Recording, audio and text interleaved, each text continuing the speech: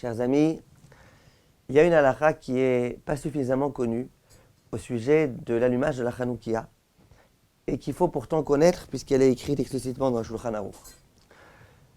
On avait déjà vu à plusieurs reprises que l'allumage de la Hanoukia doit être à une hauteur qui est visible, qui se trouve dans le champ de vision de l'homme. Et donc on avait dit qu'il ne faut pas allumer la Hanoukia à une hauteur supérieure à environ 10 mètres, et srimama, 20 coudées.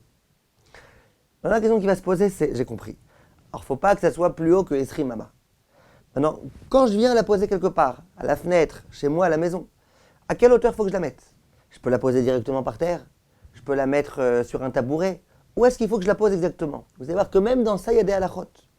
Alors ce n'est pas aussi urgent et rédhibitoire que les fameuses Esri Mama dont on a toujours parlé, mais c'est quand même important. Dieu Shulchan Aruch, Siman Tavre Shain Alev Saivav, Manicho Lemala Mishloshat Tfachim. Il faut placer la Hanoukia à une hauteur supérieure à 3 tfachim. Ça veut dire à environ 30 cm du sol. Ou mitzvah, leanicho lemata measara tfachim. Et il faut la mettre à une hauteur qui soit inférieure à 10 tfachim, environ 80 cm. Viminicho lemala measara tfachim yatsa. Et s'il l'a mis un peu au-dessus de 10 tfachim, c'est quand même pas grave, on est quitte, mais c'est pas ce qu'il faut faire. Donc, si je résume, la Hanoukia doit être au-dessus de environ 30 cm et en dessous de 80 cm. Donc la marge, elle est assez restreinte. C'est-à-dire que si je place sur une table normale de salon, la table de salon en général est supérieure à 80 cm, tu as un vrai problème. Il faudrait réussir à placer sur un tabouret, parce que si tu places la Hanoukia par terre à même le sol, c'est dans les 3 tfachim. Donc il faut réussir à placer la Hanoukia dans une hauteur qui est entre 3 tfachim et 10 tfachim. Quelle est la raison de cette halakha? En un mot. L'allumage de la Hanoukia, le but c'est Pirsoumanes, pour diffuser le miracle au maximum.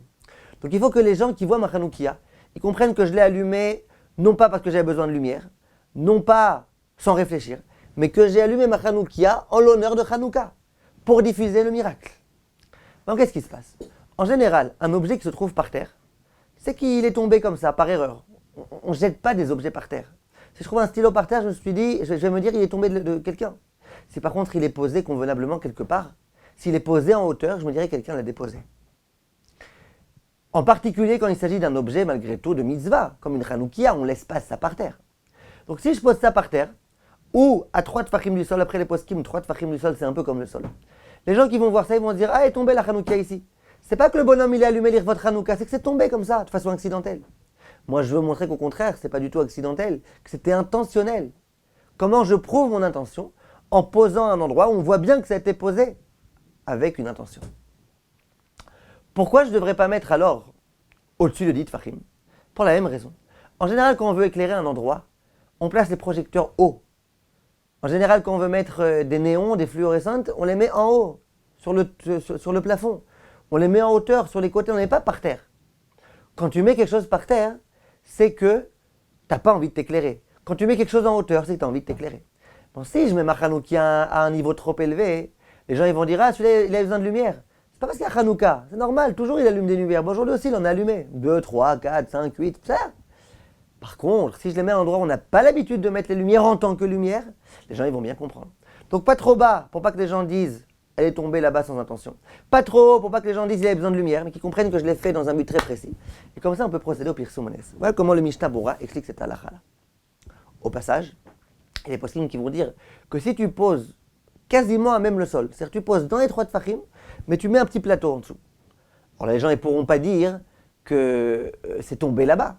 C'est pas tombé la Hanoukia allumée avec le plateau. Les gens ils comprennent bien que tu as mis ça avec beaucoup de respect, et donc les gens ils comprendront bien. Mais malgré tout, les poskim sont d'opinion qu'il faut s'efforcer que la Hanoukia soit au-dessus de 3 tfachim. Maintenant, la question qui va se poser, c'est quoi ces 3 tfachim? C'est quoi? Par rapport à quoi je mesure? Par rapport au bas de la Hanoukia? Par rapport au bas de la bougie, si j'allume avec des bougies? Par rapport au niveau de la flamme? Comment on mesure ça? La plupart des poskim disent qu'on mesure ça par rapport à la flamme. Il faut que la flamme soit entre 3 tfachim et 10 tfachim. C'est ça qui est déterminant. Où la flamme se trouve. Comme ça, tous les poskim quasiment disent. Donc, il faut que je fasse en sorte que la flamme se trouve entre 3 et 10. Maintenant, vous allez me dire, ben d'accord, mais si j'ai une Hanoukia, par exemple, qui mesure 30 cm, je la pose à même le sol, très bien, et la flamme, elle sera en hauteur, et je serai acquitté. Mais comment tu vas résoudre le problème qu'on avait dit que quand c'est posé par terre, les gens ils vont croire que c'est tombé, que tu n'as pas posé intentionnellement. C'est pour ça que les poskim disent c'est très conseillé, même quand ta Hanoukia est assez élevée, de sorte à ce que la flamme arrive à 3 tfachim, mais quand même un petit plateau en dessous. Ça, les gens ils voient bien que tu as allumé ça de façon intentionnelle. Question, qu'est-ce que je fais dans le cas d'une fenêtre? Souvent, le niveau de la fenêtre par rapport à là où je me trouve à la maison, il est déjà élevé. Alors c'est vrai que par rapport au bas de la fenêtre, je pourrais réussir à être dans les normes. Mais moi déjà, par rapport au sol, en général, la fenêtre, elle est très élevée. Alors par rapport à quoi on mesure ça? Dit le Mishnah Brura, le Chafetz Chaim, si tu as 2 fenêtres, une qui est basse et une qui est haute, allume dans celle qui est en bas. Pour pouvoir être entre les 3 tfachim et les 10 tfachim par rapport à toi. Mais si tu n'as pas le choix, c'est pas grave, allume à la fenêtre. Dans tous les cas, quand on allume à la fenêtre, les gens ils comprennent bien qu'on a allumé de façon intentionnelle. Les gens ils comprennent bien qu'on n'a pas allumé parce qu'on voulait de la lumière. Les gens comprennent bien que c'est pas tombé là-bas. Ils comprennent bien que c'est parce que c'est Hanouka. Donc dans tous les cas, quand tu allumes à la fenêtre, tu es quitte. Mais le mieux est tout de même d'allumer à un endroit qui est entre 3 tfachim et 10 tfachim, et comme ça, on est quitte d'après tout le monde. Voilà, Koltou mes chers amis, Be'atzlacha et Hanouka Sameach.